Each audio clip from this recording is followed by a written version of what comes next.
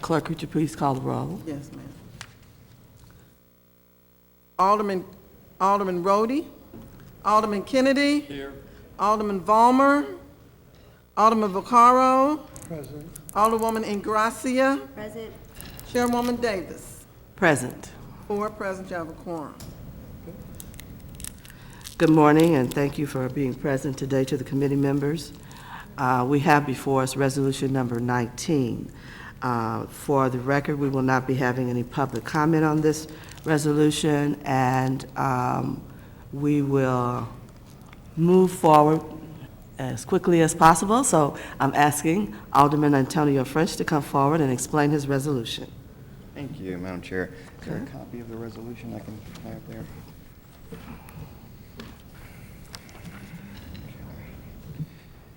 Thank you, Madam Chair, for holding this hearing.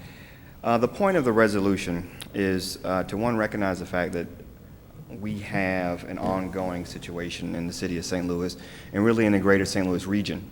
Not only did we see the events that put our city and our region on the front page of newspapers across the country and the world, both inside of the city of St. Louis and also in St. Louis County in the months of August and through November and December last year. But we have an ongoing situation, which is this relationship, this fractured relationship between the community and the police department. Just yesterday, the police in the city of St. Louis reported statistics about homicides in the city and clearance rates. We are on pace to significantly increase the number of homicides that we had in the city of St. Louis over last year. But what is most disturbing is that we presently have 2/3 of those homicides unsolved. And it really, I think, is a consequence of this division between community and police. We don't have a level of cooperation. It has deteriorated even since last year. And so this has a real consequence, and I think it is on us as a Board of Aldermen to try to take every effort to repair that, and in fact, increase the effectiveness of the investment, the significant investment that we make in the police department. As you know, the police department is the largest expense for the city of St. Louis. We spend over $150 million a year in police-related expenditures. And so if we are not getting that bang for our buck, it is to the detriment of the taxpayer. And so what we need to do, I think, is take every step to repair this relationship and to increase effective policing. And so, as you know, one step we have done as a board is move to create a civilian oversight board. Now, the civilian oversight board in the version that we passed, which I sponsored and Alderman Kennedy introduced and worked on for many years, it does not have the teeth that we wish it did. Many of us hoped that it would have at least subpoena power to ensure that it would always have access to all information. You may also know that the version of the Civilian Oversight Board that we passed does not give the board or its members any authority to actually interview officers in any way. And it is only after what is effectively a supermajority vote of the board would they be allowed to do an investigation into this case, into cases of police abuse or reports. Until that part, all they are doing is reviewing other investigations that have been done either by internal affairs or perhaps by the circuit attorney. And so that version of civilian oversight, that version of police accountability is, one, weaker than we would like, and two, does not even take effect for many months. So best case scenario, the timeline we've seen is that it won't be until middle next year before that board is in place to be able to look and review some of these cases and begin that work of repairing. What we know is that work still remains to be done right now. What we also know is that now that we have local control of the police department, the Board of Aldermen has a new responsibility over that department that we did not have before. And it falls upon us, and it is within our purview to make sure that that department is performing the best of its ability and is living up to what our constituents will require of them. Now, since we got local control, we have not exercised it very much. I think, in fact, it has been more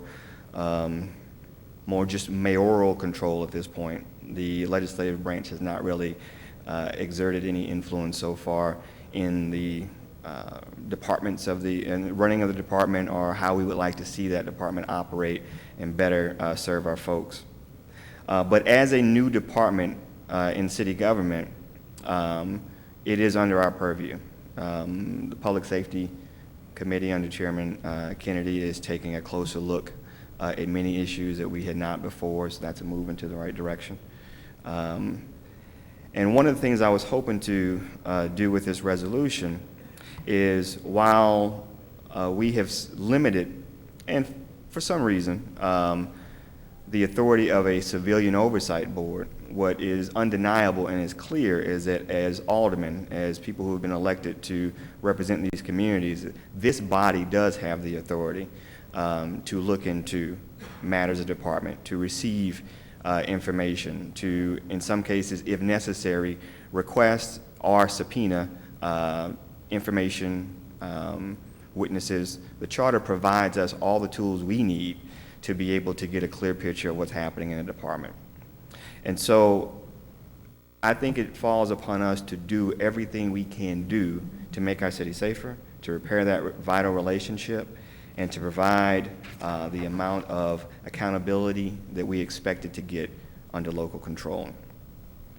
And so we have a situation right now in St. Louis and with the police department where current policy, current law, both local and state, does not seem sufficient in providing the kind of service, the kind of accountability that citizens are asking for. You have people who have protested, people who have come to testify in front of this board, people who have made known at every opportunity that they want kind of change that has not started yet.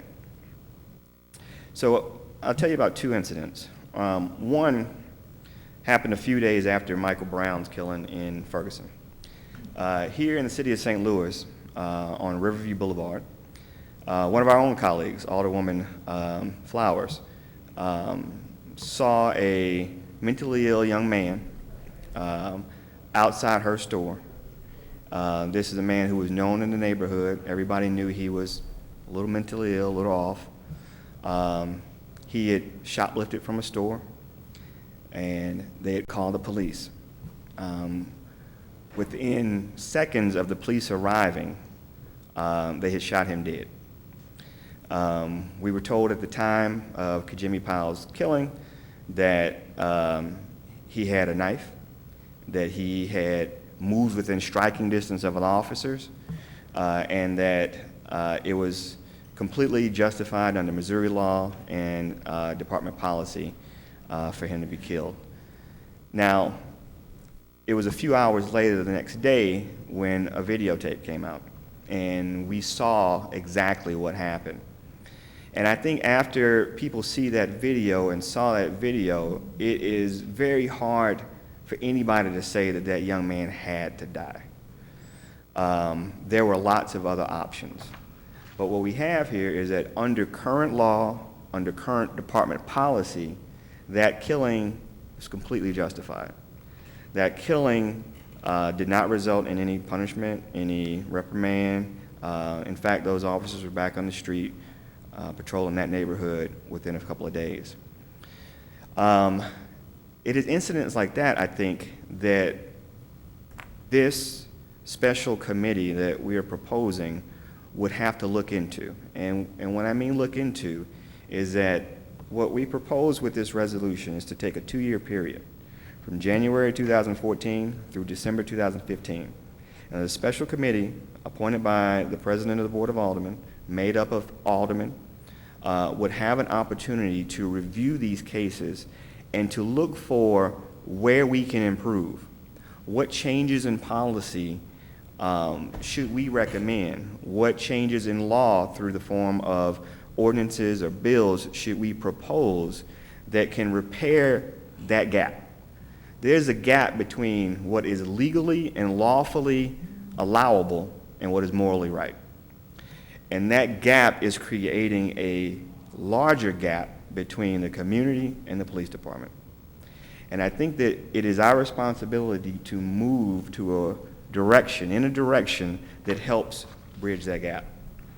Now, what does that look like? I'm not exactly sure. That would be the work of this special committee, to look at a 2-year period, a case study, to see these officer-involved shootings in the city of St. Louis, to see if there are policies in place, if there are laws in place, if there are ordinances in place that provide, that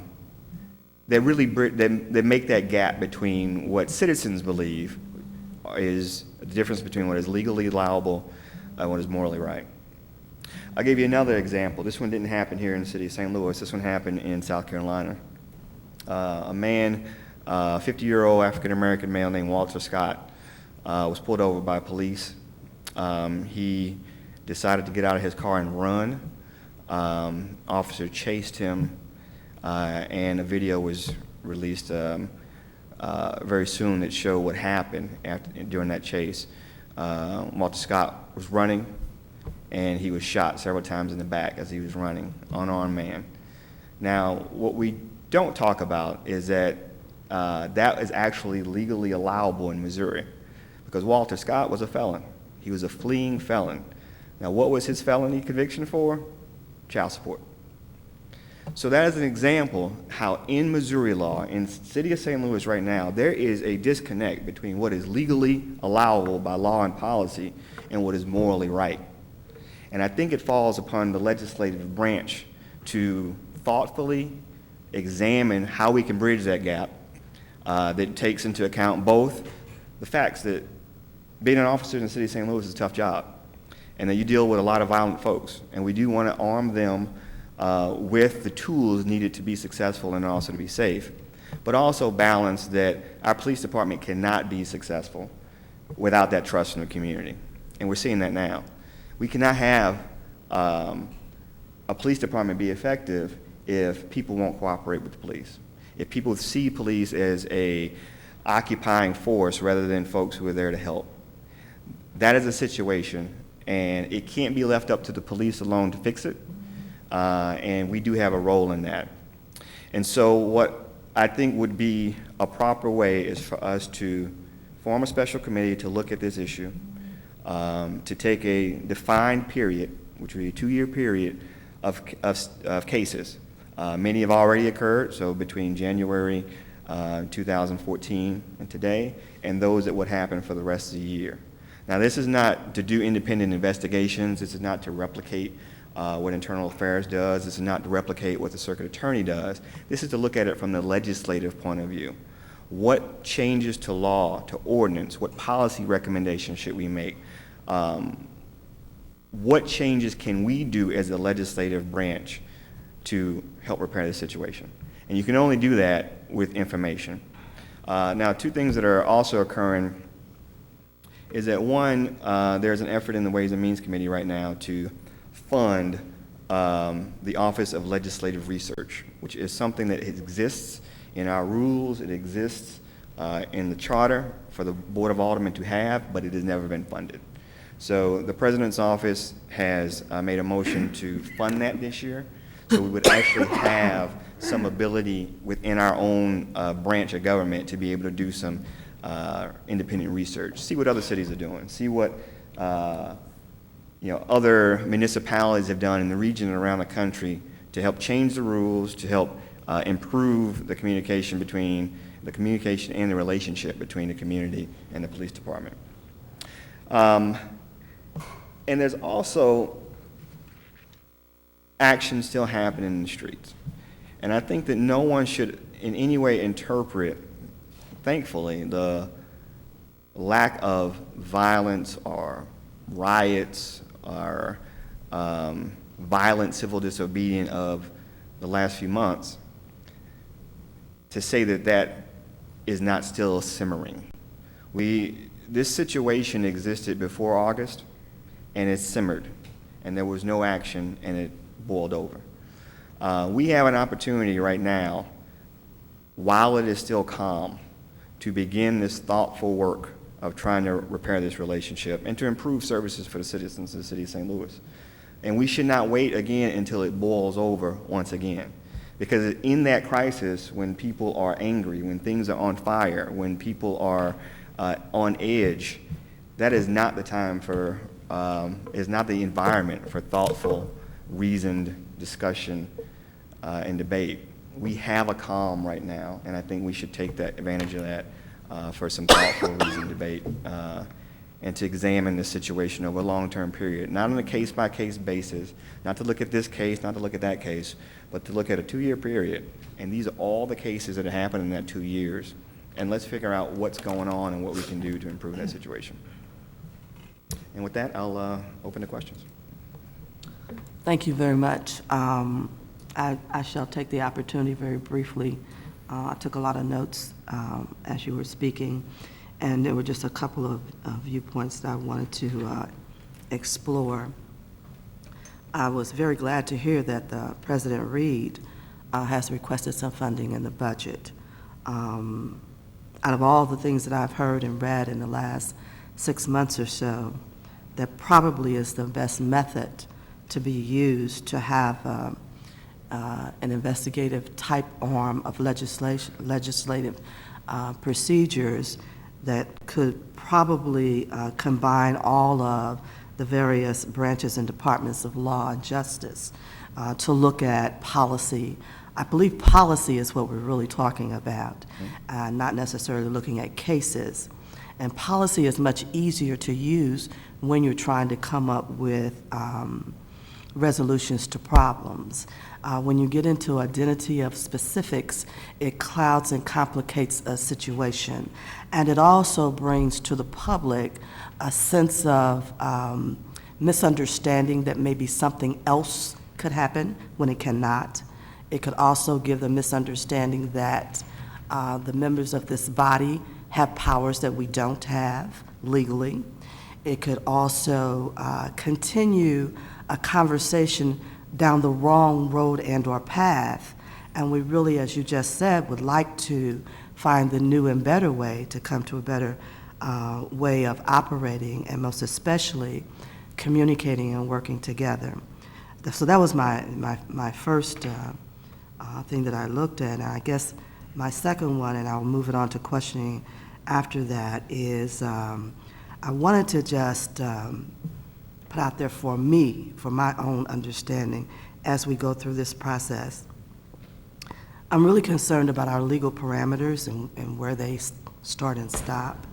I'm also interested in the fact that we have a number of task forces that are operating within the region, not just the city of St. Louis, that are actually looking at this. And many of them have taken a lot out of the Department of Justice report to start looking at some of the issues that you just mentioned.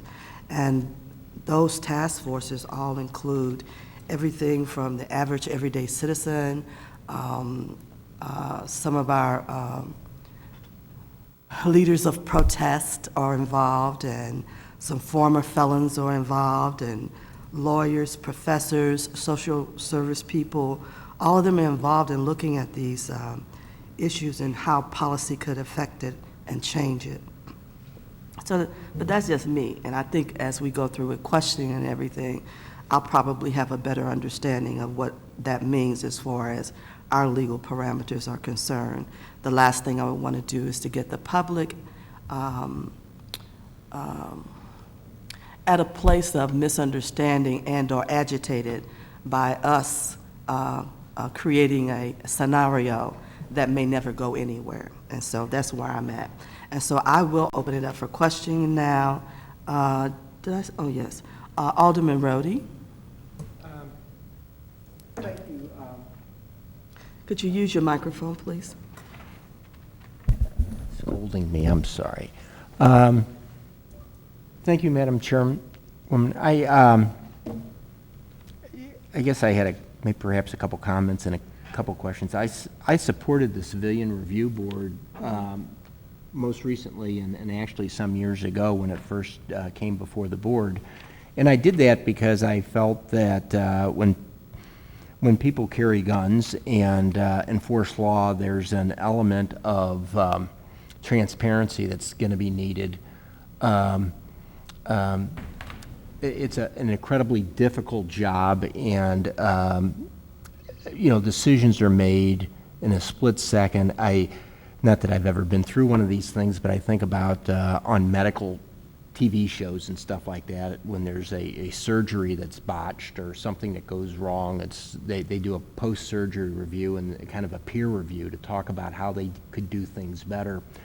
And of course, when you're a police officer and almost comes with the territory, having to use force from time to time, and you're doing it in a very split-second type of decisions, the opportunity for errors are enormous. And I think to review that process, to do it in a way that's constructive is, I think, valuable. To do it in a way where you're looking to vilify someone, I think, can be very destructive. And the reason I supported it some time ago, and the reason I supported it this last time, is I think the more transparent and open you can be with these things, you can do this stuff preemptively by being open and transparent. You can diminish the amount of suspicions that are involved when something goes wrong. And that's why I supported it at that point, and why I think it is probably a good policy to have that transparency at some point. Now, what happened out in Ferguson particularly concerns me, because after all the transparency, and things have evolved to such a point now where the levels of suspicions are so great that it appears that it doesn't matter how many people or who's investigating one of these things. There's no confidence in the system that can be restored. And the Ferguson thing, we had, simultaneous investigations occurring at the federal level and at the county level, and they both arrived at the same conclusion, but I'm sure there's still a lot of people out there that are suspicious of their findings, and yet in that case my interpretation of it is that they validated the officer's account, and his life, for all practical purposes, is ruined, or at least certainly that his career as a police officer is. And that's my concern when we go ahead and get these things too far, get too wound up in these things. I guess my thought is, and maybe it's part question, part comment, isn't this, aren't how police officers conduct themselves mostly regulated at the state level? So let me back up. So I think you came in a little after I had talked about a specific case in the city of St. Louis, which was the Kajimi Powell case on Riverview. Okay. Okay. I apologize for being a couple minutes late. So in that case, I don't know if you're familiar with that case or exactly. I saw the video on the YouTube video or whatever video it was online. So yes, So, and this is also to the chairwoman's point, the organizations that have looked into the Michael Brown case, the Kajimi Powell case, will all come to the same legal conclusion, because under current law, both state law and St. Louis City policy, so to your question, is mostly decided by state law, but also St. Louis City Department policy, that was completely justified and legal under current policy and law. The question, though, is there a gap between what is legally allowable, what is currently allowed by department policy, City of St. Louis policy, and what is expected by citizens, and I would argue, morally right? And I think it is our responsibility as the legislative branch to look at if there is a gap between what is the current law and what is expected by citizens. And so you're right, there are different legal organizations that have looked in some of these cases, and they have found that they're legally arguable, legally allowable. What I think the responsibility and what the duty of this special committee would be is to see if there are changes to the law or changes to policy or changes to ordinances that this Board of Aldermen should be looking at. And I think it should be done thoughtfully, not on a case by, not to look at this case or to look at that case, but look at a case period of 2 years and all the police-involved shootings over that 2 years and see if there are changes that we need to make. You know, I guess, yeah, and this is an area, admittedly, I am not particularly knowledgeable of. I haven't been on public safety for, I don't know if I've ever been on public safety. So forgive my naivety, but I would think that there's, like, the city has, you know, these national associations, whether it's the, you know, the state typically belongs to them, like the State Insurance Commissioners Association, where all the commissioners from around the country get together and they talk about best policies and procedures. Here in the city, you know, it's BOCA code for our building code. You know, I mean, is this not something that, certainly the awareness has been raised dramatically as a result of Ferguson and the incidents that have followed it.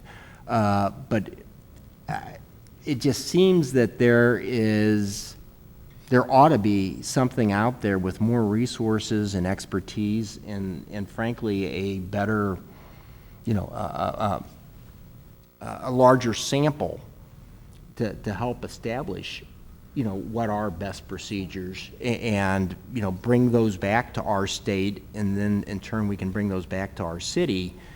I'm just wondering, you know, if we're not out there trying to go ahead and figure something out on our own without particularly the resources available that would be required to do this very well. And I say that I was involved in a bit of an investigation on the Missouri History Museum, and you know, I can tell you as chair of that committee, having the very limited resources of the city, I did most of the work myself, and since I didn't think I considered myself particularly skilled in it, I contacted the circuit attorney because she has far more expertise in investigating than I do, and she expended what I thought was a very substantial amount of her department's resources, you know, investigating what was, you know, one institution, and you know, kind of complicated with a lot of paper trail and everything. But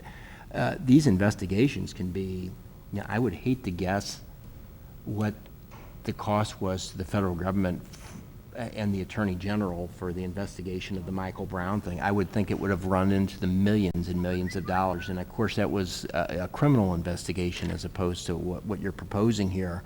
Well, but let me clarify. So, as I said before, the intent of this committee is not to replicate the functions of internal affairs or circuit attorneys. So this is not the intent that this committee would be doing an independent investigation of those cases. It would basically be taking those investigations and looking at them and seeing if there are ways that we can improve.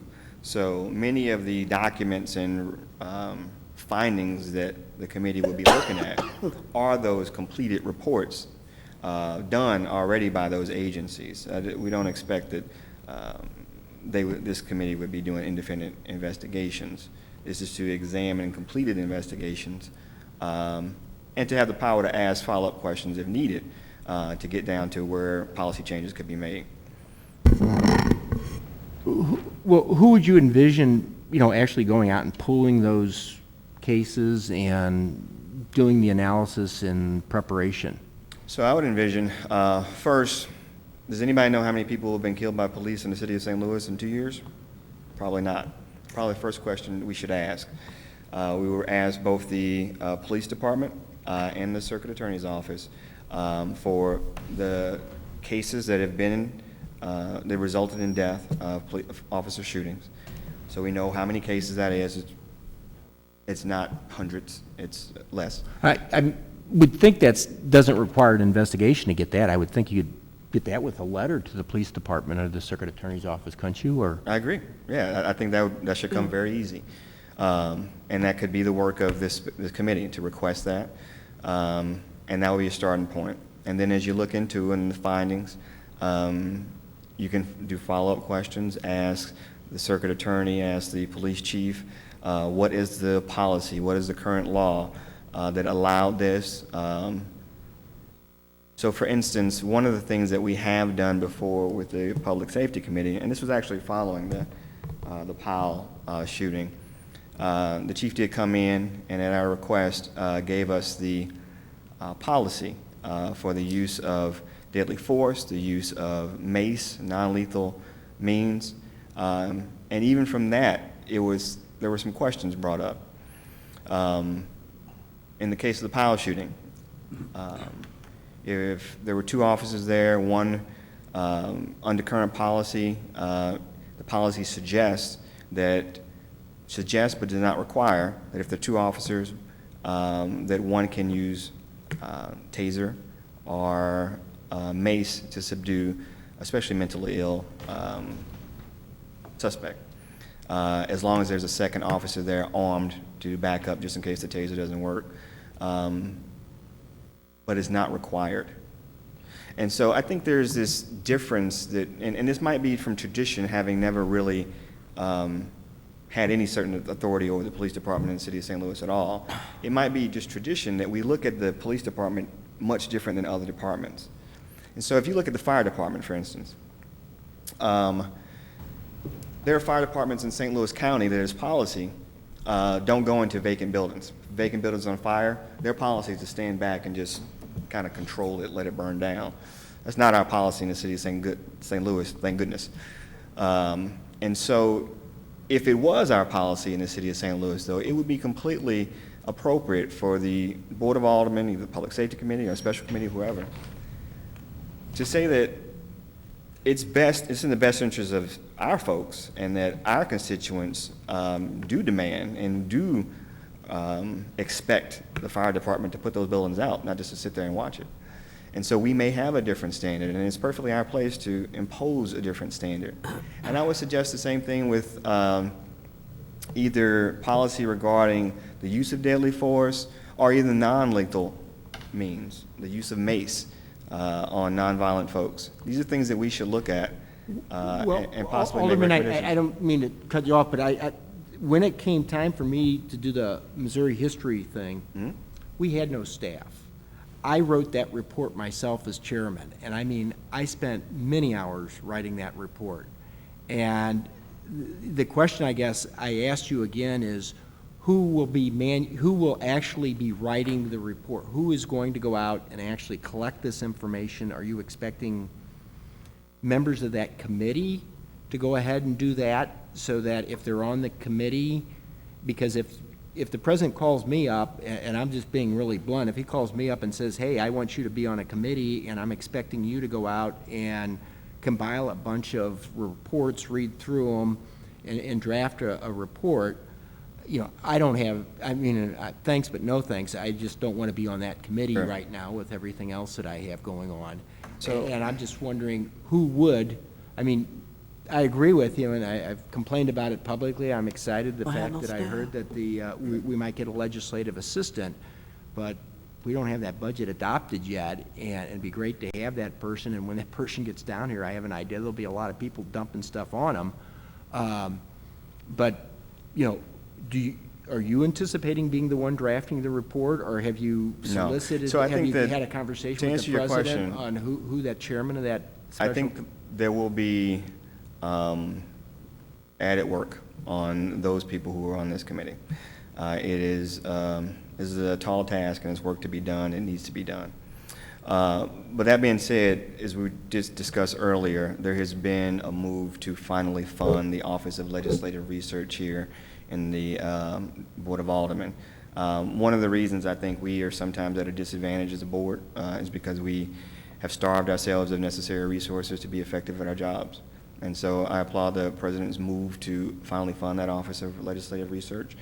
And I think there is an opportunity to not only have the hired staff or the paid staff, but also leverage some of these relationships that we can really use better. For instance, the St. Louis University Law School, which is just a couple blocks away now, to help on that load of legislative research. So between the Office of Legislative Research and these particular members of the committee, I think there'll be work to be done. But again, a lot of that work is already done by existing agencies. The Internal Affairs, the Circuit Attorney, the Attorney General in some case. And so a lot of those reports are already compiled, a lot of information, investigations are already done.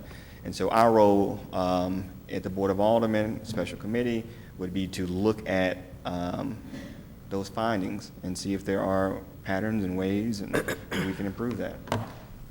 I do think, though, and that is not included in the resolution, I would be open to that.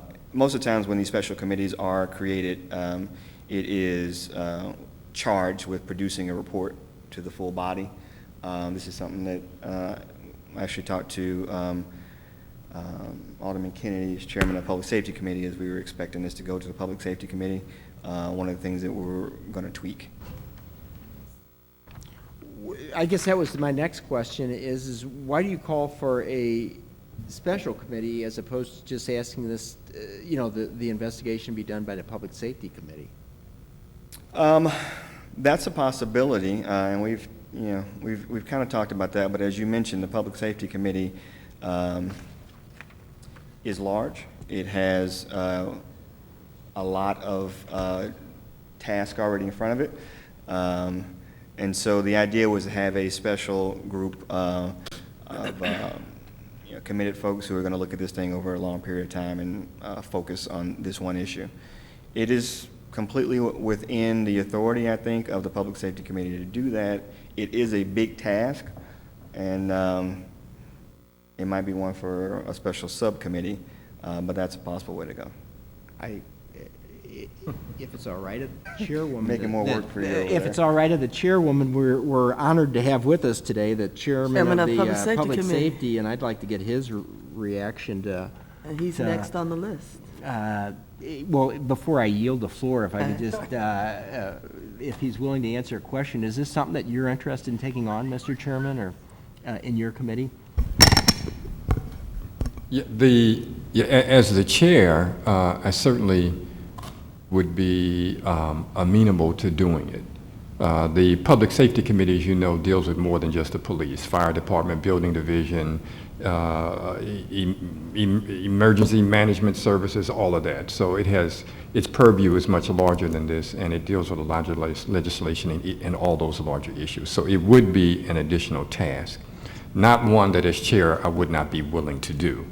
I can see the benefit of a special committee because they can just be focused upon that. But it certainly is not that we would not be interested in doing it or would not be open, or would be as chair. Okay.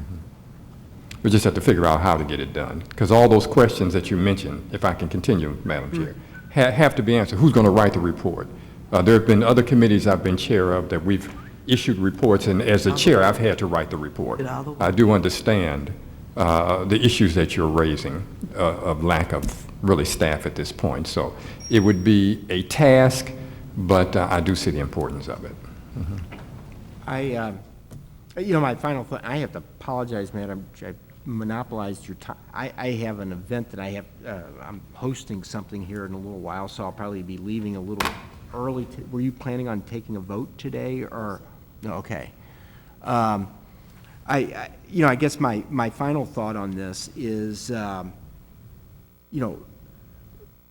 what's happened in Ferguson and how people view Ferguson has kind of exposed, I think, in myself and many others, the great divide, how you have one set of facts and how different groups of people can react so differently to the same set of facts. I'm an old white guy, and so I kind of see them kind of one way, and I have probably a predisposition to trust the police department.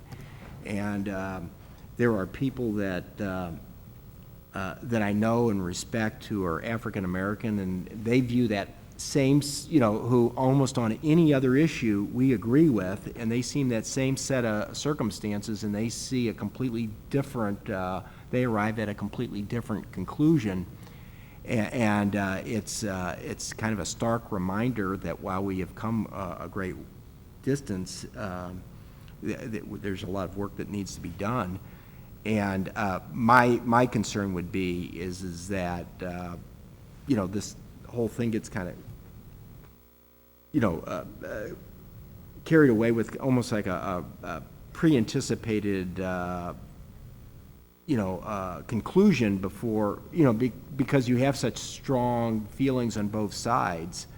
And so I can't say that I'm necessarily opposed to it, but I don't know if it doesn't, in some way, I'm not sure how much it helps us if there's not a better study that's going over, that might be done at the national or state level, and that would be my, you know, concern. So with that, I yield the floor. Thank you, Madam Chairman. Thank you. You're welcome. Thank you. I wanted to put something else out here as we continue to hear from other members of the committee, but something came to my mind. There was a time when it was common practice for there to be 100 mile per hour or more street chases, and many people were harmed by that. But I want to know, how did we get to the point, and who all was involved that made the decisions that that wasn't going to be common practice anymore?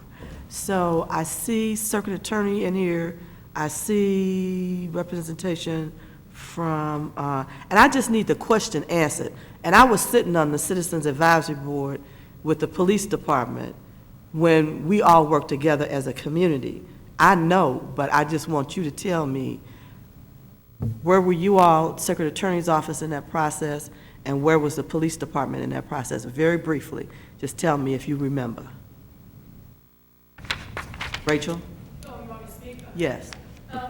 You know, I think we were behind the scenes discussing policy. Policy, right. Absolutely. One of the challenges for us is getting case-specific and not compromising witnesses, not compromising investigations. Right. And discouraging sort of the system outcome. Right. But absolutely, we worked with the police, I remember specific meetings with Alderman Boyd, a couple aldermen on the south side, to look at sort of best practices. But in the end, the police were the ones who really did use different enforcement tactics. Right. But we were absolutely open to any of those policy conversations and opportunities to use tools and resources better.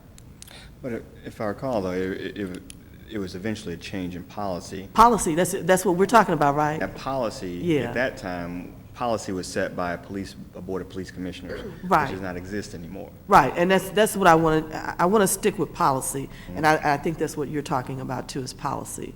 Can the representative from the, Neil, can you speak on this? Madam Chair, can I get clarification exactly on what the question is? I just wanted to know, where was the police association, and/or, as the alderman mentioned, there was a board of police commissioners at that time, but there was a lot of input from everybody on the whole policy of the chase and how we came to conclusion, and the policy was changed. Okay. Why don't you come up? I forgot we have mics now, and recordings and things going on.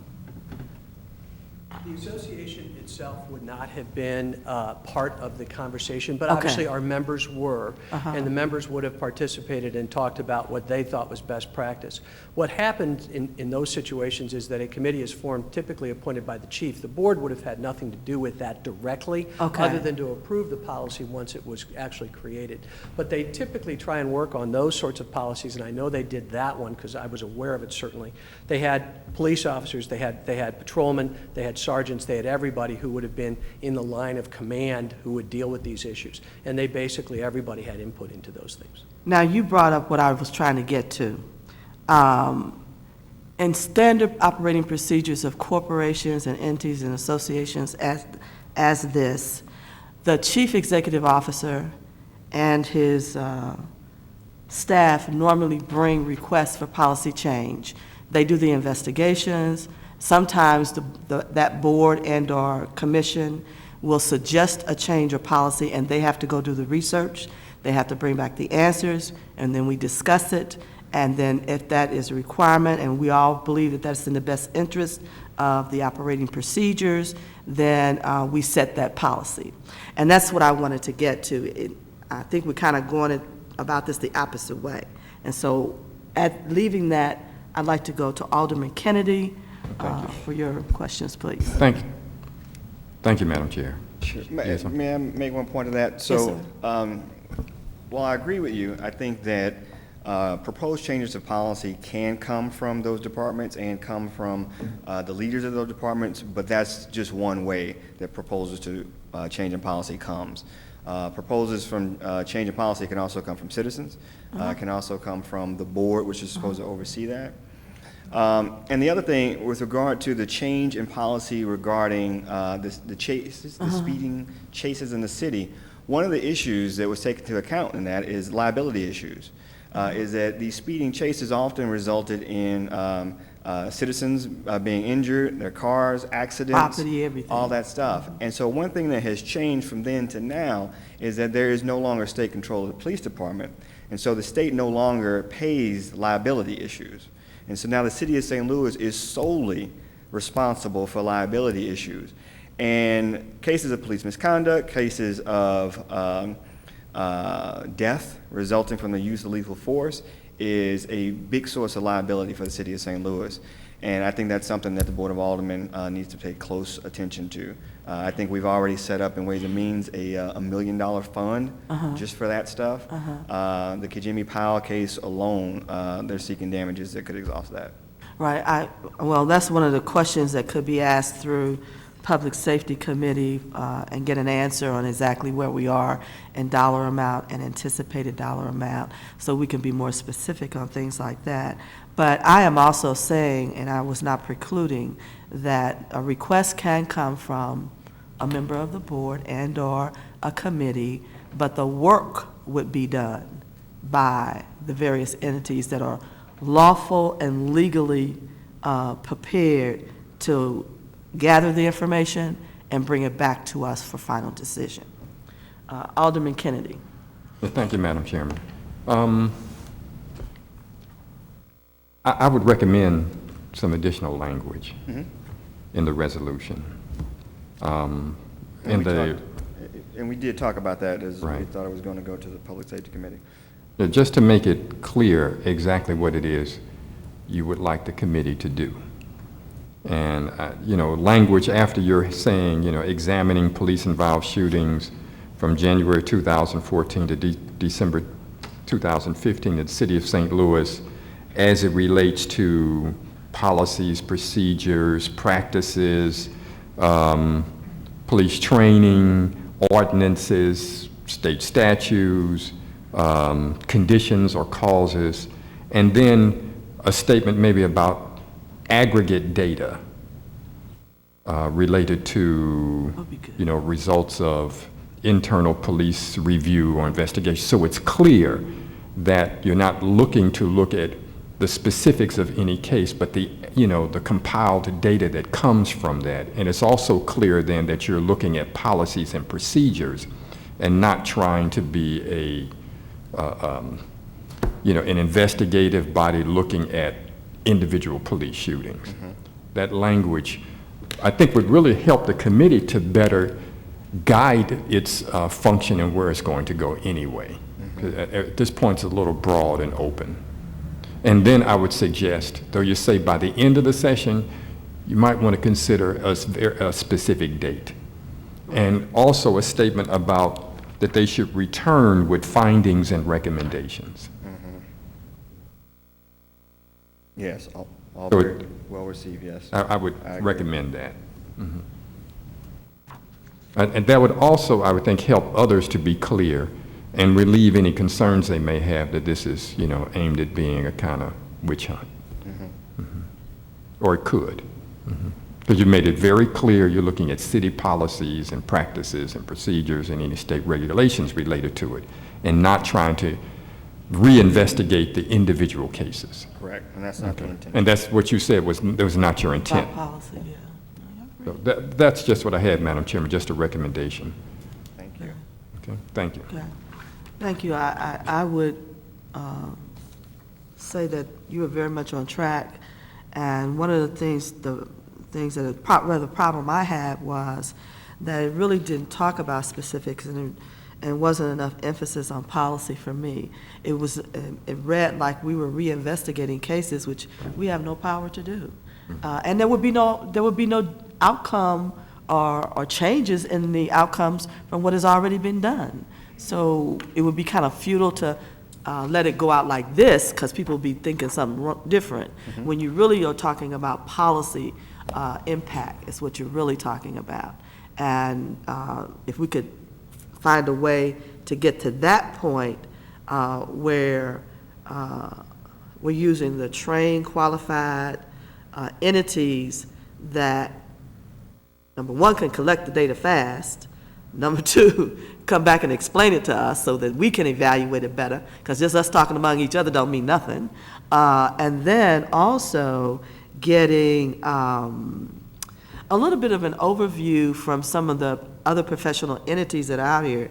You know, I spent a lot of time with my professors at SLU Law School, because I need to get down to that nitty-gritty of understanding, and it's really complicated. So there's a lot of other things that need to play into these policy efforts as we move forward, and it's not going to be easy. I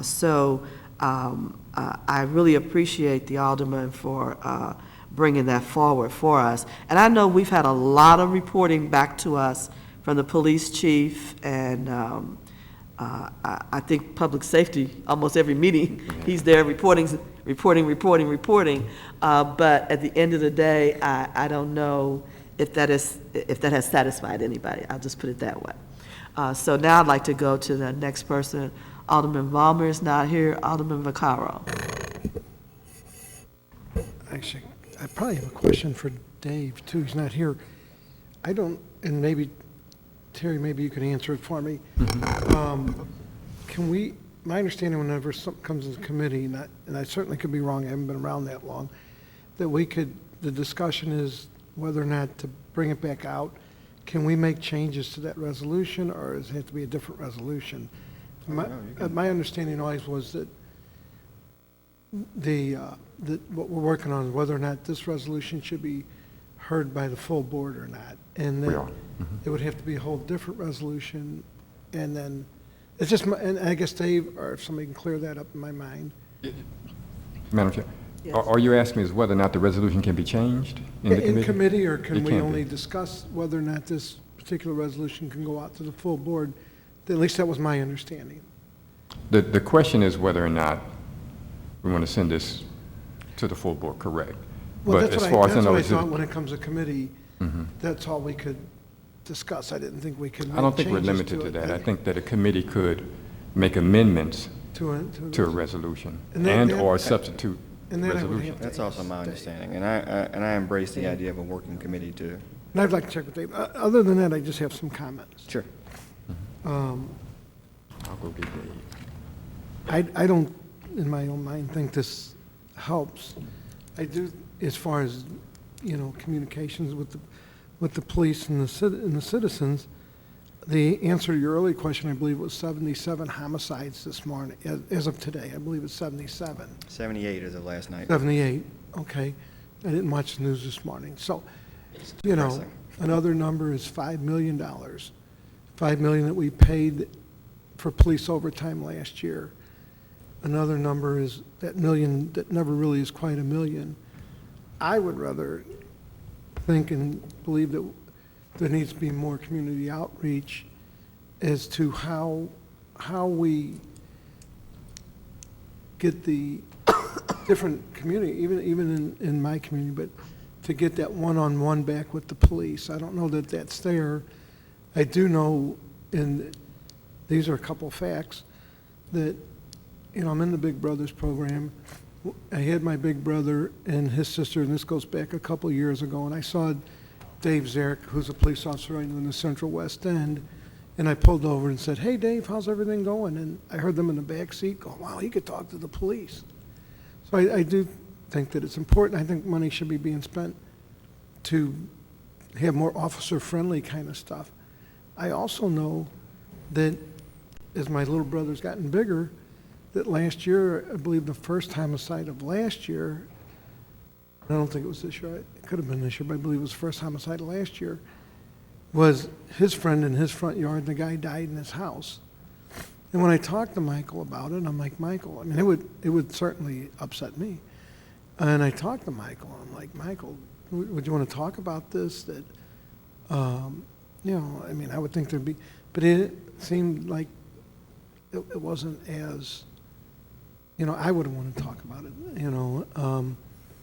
So I'm, in my mind, I think this may be more confrontational than it would be helpful, but I believe that more money personally, and I would support it, need to be spent on ways that we can get officers into the community, maybe do more block parties where police officers come, not in uniform, but as themselves. I do know, and I know I bring this up a lot, my son's you know, homicide detective, and one of the things that they've done in homicide is, I do know that they show up at the funerals of the people who have been shot, not to try to find out anything, but to kind of at least show that, you know, they're out there.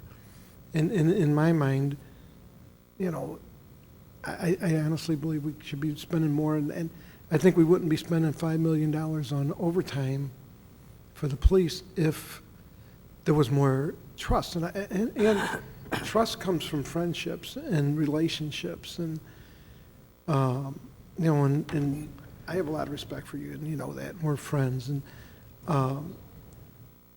you know, and I think if you go out in the community, some people say, "Oh, Antonio's antagonistic," but when you get, you know you're not. And I believe more money and more time should be being spent trying to get back to officer friendly, and whether people call the police officer they know, like if I know an officer, I very seldom call 911. I usually call Captain Deeb, or I'll call the chief himself. I don't know, because I know him, because there's a relationship there, and I know I'll get some response. I also know there's a big fear of people in the community, like you know, with my little brother, that the police aren't going to retaliate, but the people who did the shooting would. And it makes it harder for the detectives as well. You know, when you get witnesses that say, gee, I saw this is what happened, but then change their mind, not because they're afraid of the police, but they're afraid of the shooters coming back to get them. And if they had more confidence, again, I agree with you, more confidence in at least a police officer or some police officers, they could probably call and feel somewhat safe in saying, I know who did it, I just don't want to be thrown under the bus. So anyway, it's just more of a comment. I sort of think this is confrontational. I would like to support anything that opens up the police more to neighborhoods, more gets police one-on-one with neighbors. I don't think that in any neighborhood, people should think it's, to be able to talk to a police officer is kind of, you know, again, when they were like, wow, he can talk to, you know, that should never, when I was in school, for that chart a little bit, you know, they did have officer friendly that came by school. And we started out at a real young age. The other thing I think is, you know, the parenting. I mean, I did stuff. When I came home from school, I can remember knocking over trash cans. I think one year we set Christmas trees on fire in the alley. I know that's probably something I shouldn't, but we did things, and I guarantee you, my mom would be on the porch because the neighbors would call long before I ever got home. I would be rushed up to, I would never even get in the house. They'd put me in the car, tell me they're taking me to Boys Town, but we'd always stop at St. Joan of Arc Church, where Father Grady and the priest would have to sit down and talk to me. I ended up being the lawn boy, basically, at St. Joan of Arc Church for everything I did. I think there's a lot of factors in this. I think parenting being one. I think the association between the police and the community is important. And like I said, if the minute we do that, those other numbers won't be $5 million for overtime. And these are just comments. Again, I don't necessarily disagree. I just think this will probably end up becoming more confrontational than, you know, my approach would certainly be different. Would be more on the lines of we need to spend more money on officers, you know, not in bulletproof vests or anything, but at schools and in communities, so that people can get more of a one-on-one relationship like we do, you know. Anyway, but that's more of a comment. And So Joe, I don't disagree with much of what you said, but I think it is important to understand that many people in the city of St. Louis have different relationships with the police department, with police officers. Much of this has to do with neighborhood, economics, race, class, that your experience with police is very different than some other people's experience with police. And you also have to understand that officer friendly and the outreach is very important. But also understand that 10 years of officer outreach and officer friendly is thrown out the window when that young man's brother has been killed or beaten by a police officer. And so these incidents have very damaging effects. These PR efforts that we do are meaningless if they are negated by videos coming out of what looks like an unjust killing, or when a young man released a cell phone video a few months ago where he recorded basically two officers, St. Louis City officers, saying that they were going to frame him unless he reported something. That throws out everything. So for a teenager who's been fortunate enough, which is rare now, but if you've been fortunate enough to go to one of these schools where you have officer friendly and people come, that's all thrown out the window the minute your buddy says that an officer said he was going to frame him if he didn't turn in his buddies. That's all thrown out the window when we have cases of what looks like unnecessary use of force and violence. And so it's just like if it's a private company and you've got some drivers or some employees who behave reckless. It really negatively affects the entire mission of the organization, and it throws out all that safety stuff you've been doing before. And I think we as an organization, as the city of St. Louis, really have to understand that the number of police shootings we have, the number of negative encounters between officers, it hurts our mission. And so our goal needs to be to get to a place where we can spend less money on police, where we have a safer community, where we don't need to use violence all the time to serve the community and keep people safe. And so this is all new for us.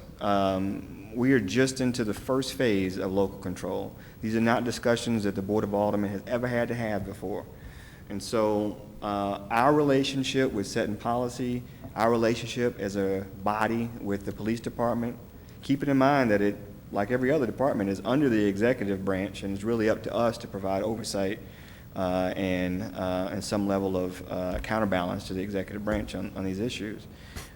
This is all new, and we're all working it out, but the goal has to be less violence, whether it's homicides or police violence. We just need a more peaceful city. And there are ways I think we can do that, and we need to start discussing that down here at the board. And I agree. You know, I do want to comment. I mean, like the guy that shot that guy straight in the back, he's going to jail, should go to jail. There's no question. We don't know if he's going to jail. Well, he should. I can tell you that he should. Well, I'll tell you, convictions are very tough. I think so. It was an indictment, which is a rare step in the right direction. But we have not seen a conviction yet. I do think there are some police officers. And he wouldn't be convicted in Missouri, as I told you. That's actually a legal act in Missouri. I would think there'd be enough outrage. It would be, but you know, everybody doesn't think all of the aldermen are the best either. That's true. And you know, there are some cowboys out there, but I can tell you that. And this is just, you know, having a background with family and police, and that sometimes it does become necessary when you got 3 or 4 people and you are trying to figure out who did it, just like, you know, to say, well, look, if you're not going to, you know, we're just going to say you did it. Sometimes it does help in an investigation for them to say, well, no, I'm not taking the rap. I can tell you for a fact it was this guy. everybody doesn't volunteer. I mean, I Yeah, had but three that's, kids. that's illegal.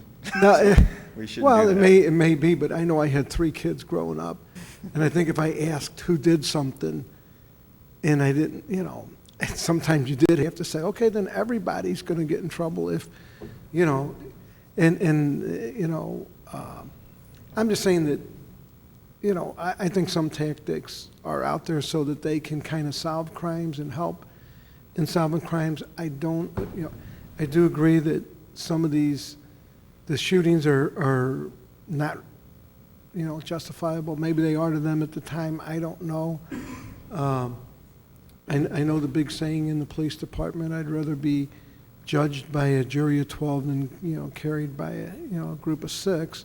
So, there's a fear. I'll be honest with you, I guess it was 2 weeks ago, maybe 2.5 weeks ago, I was coming back. I had my little brother and his brother, and we went and saw a movie, and we got back at, I guess it was like 10:30 at night, and the neighborhood's a little bit rougher where he's at.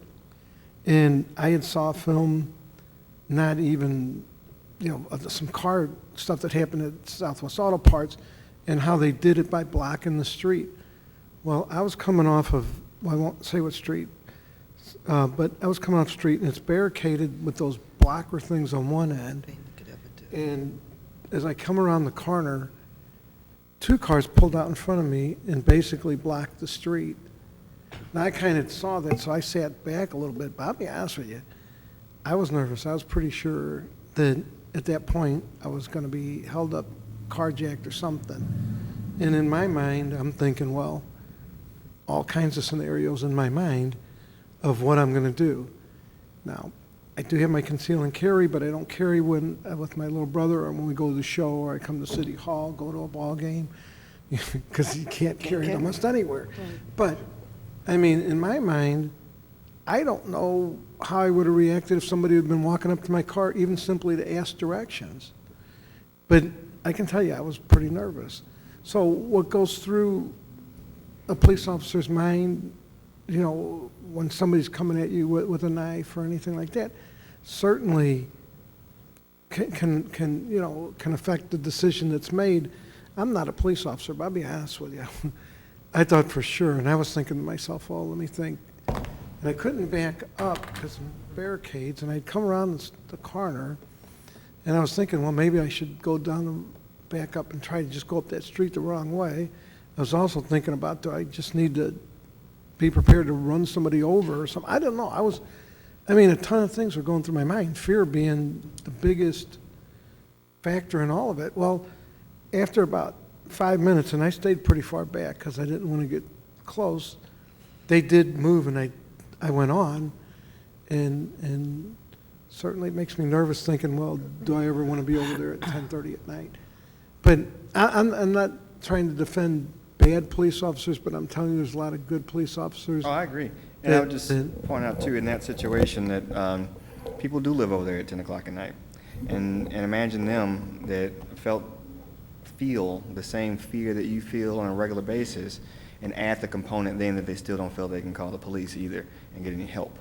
So they're on their own in a lot of their eyes. And that's a situation that's damaging for a lot of folks in our neighborhoods, and that exists in very real terms for a lot of people in St. Louis City. I don't know, many aldermen, maybe not in your ward, but I get all the time, daily, citizens coming to me asking me to help with a drug house or prostitutes or whatever, and I ask them, do you call the police? And they say, no, they don't think that's an option anymore. So then I ask them, well, what do you think I can do that the police can't do? But that relationship has been so destroyed in some areas that calling the police for help is not even an option sometimes. In fact, some of the neighborhoods that we know are the roughest, most violent neighborhoods in the city have among the lowest calls for service. They just don't call anymore. Well, and I do get those calls. And I had a lady call me, and I won't give names and stuff, but she called me because her husband was hooked on heroin, and she gave me the names, the houses, the drop-off times, where to find this drug, what time it gets put in there, where this goes, where that goes. She named names, addresses, and everything, but she didn't give it to the police, I think, because she was afraid. I did. And so I did call the chief, and he has, That's what we do. Sometimes Right, as aldermen, we lay wind shot. up being Right. intermediaries. and Lay Shock, But we want to like Is- bridge is- that connection so we don't have to do that. well, and he did assign Lay Shock, and they are looking at, but I mean, she was very specific. You can find this drug at this house and this, Yeah. that place. So, I mean, that's all neighborhoods, and it isn't because they're afraid of the police. They're afraid that, They're afraid of their own. yeah, absolutely, and this is all, I mean, we're talking in this group, every one of them being white. There was no, this was not, but same fear, that these guys that are gonna sell drugs and bad guys are gonna come back and do something to you or your family. I mean, I mean, you know, it's a fear.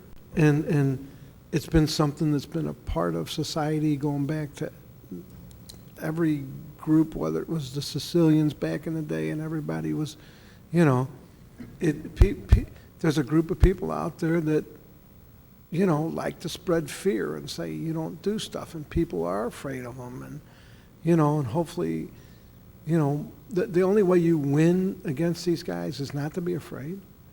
I don't think there's been a time that I've been afraid to call. I mean, I certainly was afraid the other night of getting carjacked, and I'm sure when somebody calls you, I don't think you're afraid to call the police and say, look, you can put it under my name that I'm calling, that something needs to be done about this particular house. And the only way that solves stuff like this is that fear goes away, which is impossible, not impossible, but once that goes away and people do start calling the police and these guys start going down, that the community realizes as a group we're stronger than any group out there, you know. And I do get from meetings the difference in the communities. That's why I'm with you 100% on that healthy home stuff, because there's a lot of people that live in neighborhoods that they can't get out of, that their house is their only thing, and they don't want to have a lien put on it so they can have a roof. You know, can't we get have to loans. help people. I mean, if as a Board of Aldermen, we're not here to help people, then we should go out of business. I mean, we're you know, I mean, we are, you know, at least the neighborhood should be able to come to us and have a relationship. They vote for us. Alderman Vaccaro and Alderman Antonio French. I'm going to cut you off. We still have another alderperson that needs to speak. And one of the things I think you two have been discussing is the fact that world order has been turned upside down. And it's not the police department's fault mainly, it is mainly our fault. We don't have cultural resources that socializes people properly anymore. And it is one of the results in our communities, most especially when I talk about me and mine, that we have got to improve upon. There's a lot of darn work that needs to be done. And the unlawfulness that has come out of the situation from Ferguson must be corrected. It cannot continue to go on as it has. You cannot, because you're angry, destroy property, hurt individuals, threaten police officers, and turn everything upside down. But you can peacefully protest, and you can organize and request certain things in a humane manner. And that's what I'm looking for. So as we move forward, I'm hoping we can get to some of those points as well, because I cannot continue to live the way I've been living recently. I'm one of those people, I'm not afraid of most of nothing, and most of you know that. But I'm afraid of some of the people that have come to our city, because a lot of them are not original Missourians that are here causing the problems. They weren't born here, they weren't raised here, but they came here for trouble. And so we have to take the responsibility of changing the culture and also making sure that you know that the unlawfulness that's going on, we're not going to take it anymore. So I'm sorry, but I should have gotten to you sooner, Alderwoman Engrossment, but go right ahead with your questions. Thank you, Madam Chairwoman. Alderman French, thank you for, I think, what is an important conversation surrounding the board's ability to work on policies, practices, procedures, and funding. I just want to make sure, with respect to some of the language that Alderman Kennedy addressed, that I'm clear. what your thoughts were behind the language in the whereas clause. This special committee shall be formed to examine police-involved shootings occurring in the city of St. Louis from January 2014 to December 2015, if the intention was not to be undertaking our own independent investigation. The intention is to, for the committee to use its resources, given resources, to examine that case period time of police-involved shootings in this area, and then to make recommendations of policy changes, possible ordinance changes, recommendations for maybe even just policy changes of the police department like any other department. It's also the intention, when this resolution is introduced, that as it was going to, expected to go to the Public Safety Committee, is that this is an ongoing conversation the Public Safety Committee has been having. And so tweaking language, adding in specifically the requirement to produce a report for the full body is something that's expected to happen in the Public Safety Committee as far as fleshing that out in the resolution. But as I said to Alderman Vaccaro, I believe in the working committee process, and that those things are hashed out in committee through a discussion. And so I'm open to tweaking that. Okay. Would you be amenable to tweaking it by completely removing the language that specifically states that we would be examining police-involved shootings within a certain time frame, and just that we would be undertaking an examination of policies and procedures with respect to the continuum of use of force or deadly force or whatever that may be? I mean, if you have some specific language, I'd entertain looking at it. I think being specific in the term that you're looking at is important. Otherwise, it's a much larger task if you just say police-involved shootings over the history. And I think from a almost an academic level, it is good to have like a case period time where you're looking at, again, to avoid looking at just one specific incident and drawing conclusions based on that, but over that period. And I think in January 2014, for instance, is a good term to start.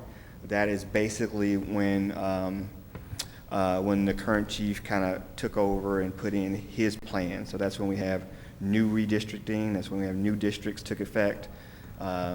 Anything before that period might be comparing apples and oranges a bit. I think the redistricting really changed the allocation of resources and how we saw. So I would wonder if, for instance, the new 6th district, which is large, deals with a lot of violent crime. Many officers I've talked to feel it's undermanned. That may put more stress on officers. You might also look at what effect changes in Missouri law had. So when, as we've loosened up gun laws, and now officers can expect legally that a car they're pulling over is full of armed people, legally, that changes how police interact with citizens. So I think it's good to just look at a defined period of time. Okay, and then with the granting of subpoena power, how do you envision that looking with respect to subpoenaing papers and documents versus actual witnesses? So I frankly would hope and expect that it wouldn't have to be used. I would expect and hope that any department would deliver requested documents. The Board of Aldermen does have subpoena power, and when we create a special committee, if we want to bestow the same authority that this committee has to that special committee, we're supposed to spell it out specifically in our rules. But it is rare that a aldermanic committee has to exercise subpoena power. I think Alderman Rhodey would have been able to testify as the chairman of Parks when he was doing his investigation. He didn't have to use it, but he had to threaten it. It's good to have it, because sometimes folks either don't want to, or either just through organizational bureaucracy, a little slow to produce the reports that you need to do your job. Okay.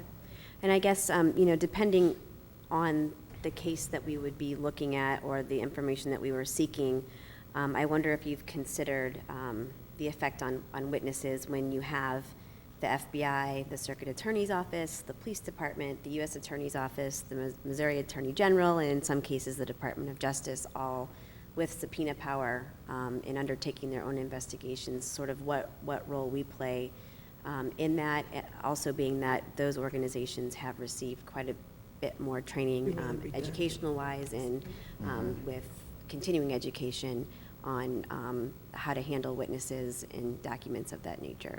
Yeah, I don't expect, I would not expect this subcommittee to have to subpoena a witness to a homicide, any more than I would expect the Parks Committee or this committee to use its subpoena power in that way. We can, but we don't. But documents are definitely vital to the investigation. And I would expect and hope that the committee would not have to use subpoena power. Okay. I would Yeah, I just expect think- and hope they would be cooperative. But again, what you need to understand is that every committee has subpoena power. Just because we have it, we don't use it. This would just spell out as required in our rules that we are creating a new committee and we have to specifically bestow it the same power as this committee. Right, and I just think we need to carefully consider what implications that has. None if you don't use it. None if you don't use it, but some if you do. It's the same for this committee right now. Right. Let me see here. I did want to clear something up. I think that Alderman Kennedy mentioned, he had asked that maybe we not have the language as the recommendations would come at the end of this session, but I think that's a requirement of a special committee, is it not? That it has to conclude It has by to the end of- conclude its work by the end of this session. What I think Alderman Kennedy was proposing is that it's some benefit in putting in a specific date. The actual date. Actual date. Okay, gotcha. I just wanted to clear that up. Let me just go through here really quickly and make sure I didn't have anything else. I think that's it. Thank you for your time. Thank you. Okay, I told you I learned something as you all asked questions, and so I learned something else. I think it's really important to reconsider the wording.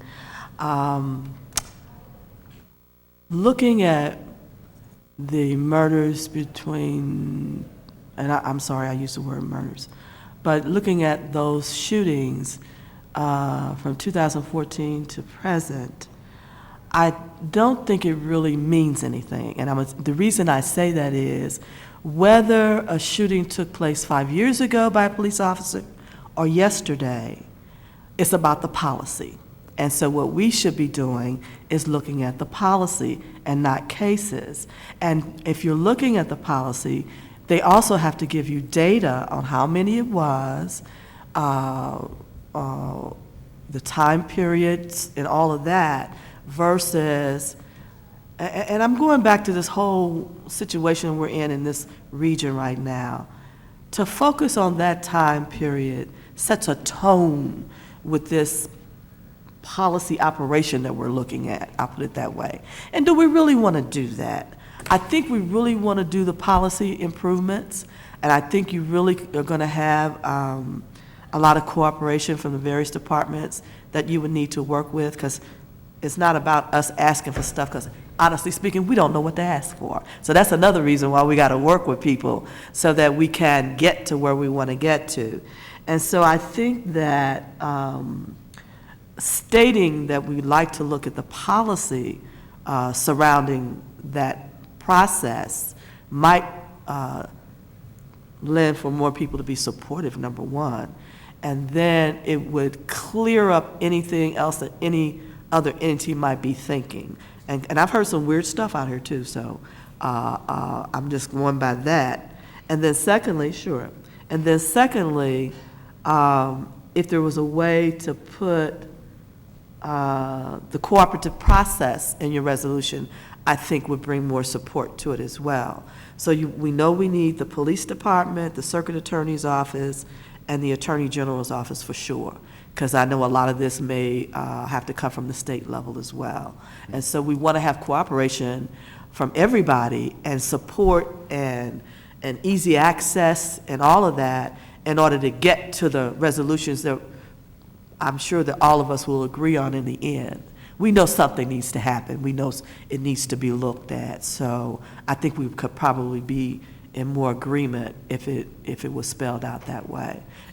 So, so to your first point, I think the dates were included to actually limit the work of the committee, so it wouldn't be looking at all officer-involved shootings like Oh, I'm fine with the looking at history all of of the them. police. I'm fine looking at all It's a of long them. history. That's all right. That's why we got computers. Let's get it. That's Let's a long get that history. information. But, yeah, I mean, I'm open to expanding that. I just, Yeah.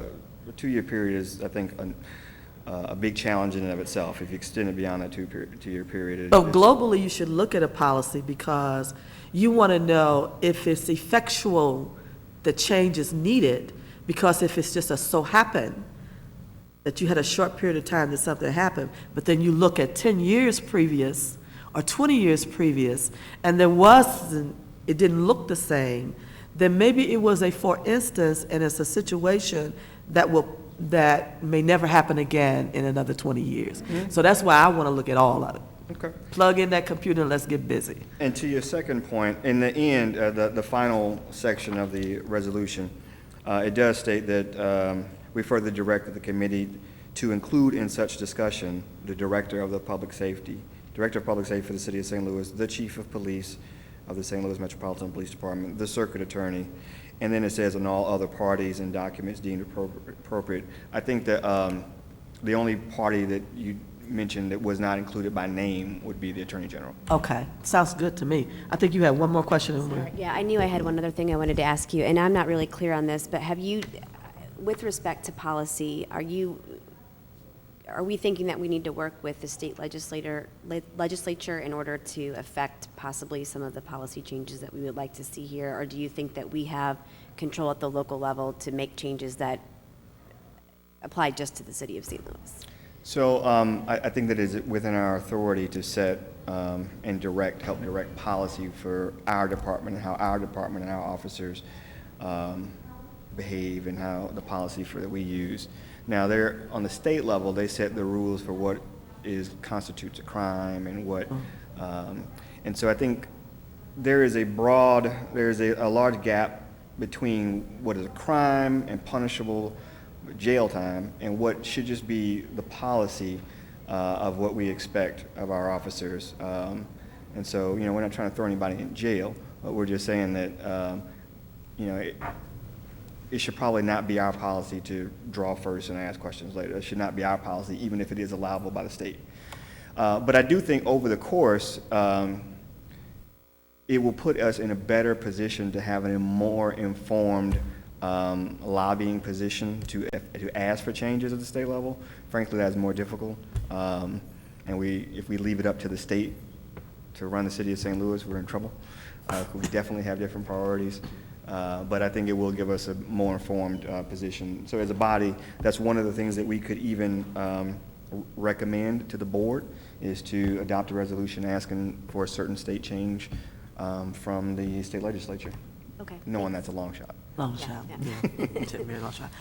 Well, Alderman French, I think that we had a very productive discussion on the resolution. Mm-hmm. I think that we need to give you an opportunity to go back and reflect on this. I will be scheduling another meeting in 2 weeks, so let's look forward to that. Great. I appreciate their time and All right. the questions and comments. Thank you. Meeting adjourned. Thank you.